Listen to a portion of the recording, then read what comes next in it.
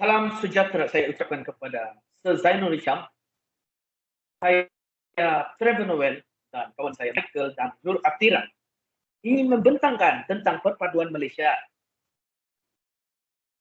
Pertama sekali, kita masuk kepada pengenalan.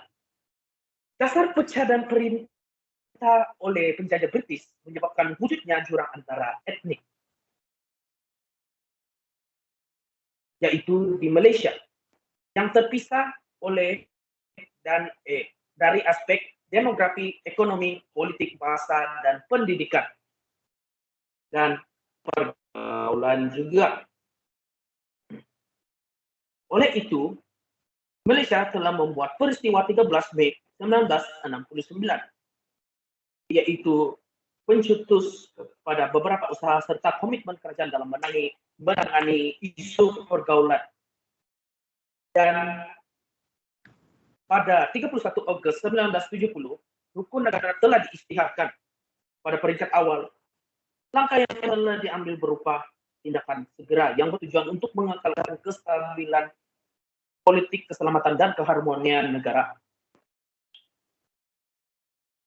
Menyusul jejak perpaduan 1969, peristiwa 13 Mei 1970, rukun negara 1971, dasar ekonomi baru 2003,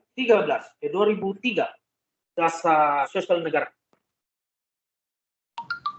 2017, dasar keselamatan negara 2019, dasar komuniti negara 2019 juga, dasar kebudayaan kebangsaan, yaitu dalam tahun yang sama kerajaan Malaysia telah mengadakan dasar komuniti negara dan dasar kebudayaan kebangsaan.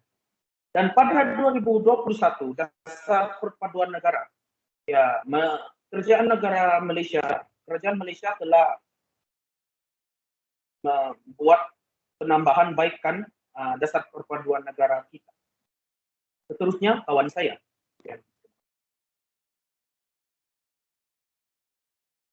Salam sejahtera, saya ucapkan kepada Sir. Nama saya Michael. So, saya akan menerangkan objektif perpaduan Malaysia. So, antara objektif perpaduan di Malaysia etnik ni dia mengenali budaya kaum lain yang ada di Malaysia, seperti kaum yang ada di Malaysia ni ada Cina, ada Melayu. Yang utama tu Melayu. Satu lagi India. So 3 bangsa yang amat popular di Malaysia. So dalam kaum dorang ada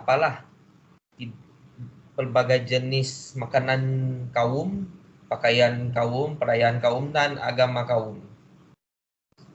Contohnya kalau Cina ni lebih kepada Kristian ataupun Buddhis, yang Melayu kepada Muslim, yang untuk India tu Hindu lah. So seterusnya dapat mengetahui dengan lebih lanjutnya tentang adat istiadat kaum lain yang ada di Malaysia, seperti yang sudah diberitahu. Melayu, dia memberi hantaran kepada pengantin wanita sebelum pernikahan berlangsung. So akhir sekali, sektor pelancongan akan meningkat naik kerana para pelancong ingin mengetahui dengan lebih lanjut tentang adat istiadat yang ada di Malaysia. So ini adalah untuk meningkatkan ekonomi negara semasa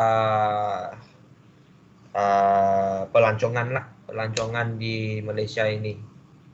So pelancongan tu dia akan meningkatkan ekonomi dan sosial antara satu negara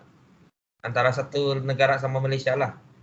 Ya, itu saja daripada saya. Seterusnya Nuratira binti Rashid.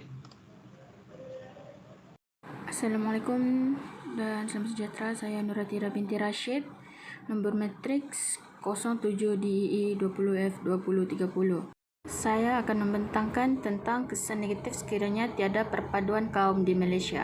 Perpaduan kaum adalah sangat penting kepada Malaysia. Hal ini kerana perpaduan kaum merupakan salah satu faktor yang pentinglah untuk membangunkan negara Malaysia. Perpaduan kaum juga adalah sangat diperlukan dalam kalangan masyarakat yang ada di Malaysia. Kesan negatif yang akan berlaku sekiranya perpaduan kaum tidak wujud di Malaysia. Ada 4 lah kesan negatif utama yang akan berlaku sekiranya perpaduan kaum ni tidak wujud di Malaysia. Yang pertama, keharmonian negara terjejas lah. Macam tidak sefahaman di antara rakyat lah gitu. Yang kedua, ekonomi negara terjejas lah, maksudnya ekonomi merosot. Yang ketiga, ketidakstabilan politik negara, contohnya macam ahli-ahli politik ni banyak makan rasuah lah begitu. Yang keempat, sistem pendidikan negara terjejas, contohnya kurang persefahaman antara kaum yang lain. Itu saja daripada saya, makasih.